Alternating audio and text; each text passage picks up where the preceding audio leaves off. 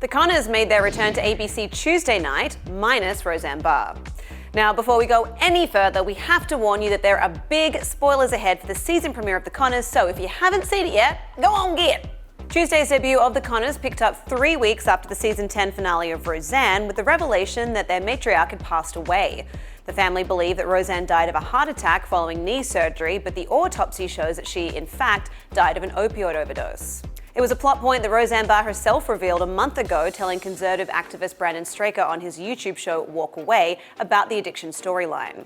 I wanted to show it in the show, but I was never going to have Roseanne die of an opioid overdose. It's so cynical and horrible. She should have died as a hero, or not at all.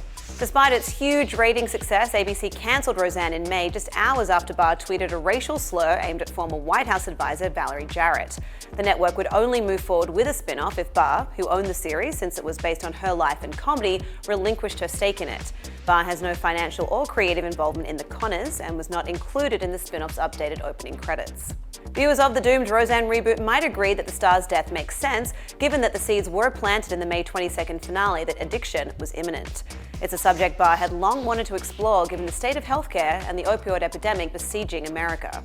The finale featured Dan telling Roseanne that she needed to finally schedule knee surgery, and the series previously revealed last season that Roseanne had developed an opioid addiction as she popped the pills to cope with her pain and discomfort.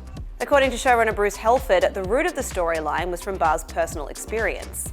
Speaking to The Hollywood Reporter in March, Helford said, "She wanted to deal with healthcare in America. She had a knee problem, it's better now, that spurred the whole thing. She said, what would Roseanne Connor do? She couldn't afford the deductible to have surgery, so where does she turn to be able to get through work and everything else?" Helford, who was a solo showrunner on The Connors, said the decision to tell the larger story about healthcare in America through the Roseanne character at the time was an intentional one. Roseanne Connor was going to get the most attention, and we could have easily put it onto any of the characters, but the fact that Roseanne is dealing with it is our way of speaking to the level of importance of this issue in America today, he said in May, before the cancellation. Meanwhile, during a Tuesday night Paley Center panel in New York, executive producer Tom Werner and Barr's former co-stars shared their thoughts on Roseanne's death. Obviously, if you had seen the show last year, Roseanne Connor was struggling with drug addiction, Werner said. This is a problem that has affected tens of thousands of people. 80,000 people died last year dealing with opioid addiction and overdoses, so this was a challenge that Roseanne Connor was dealing with last year. I don't want to get too heavy, but I think this was an honest and authentic way of dealing with Roseanne Connor. Sarah Gilbert, who plays Darlene, said she and her co-stars were able to channel the heartbreak they felt over Barr's absence into their performances. What ended up happening is we wanted to make a really honest episode and channel whatever we were feeling into the episode, Gilbert said.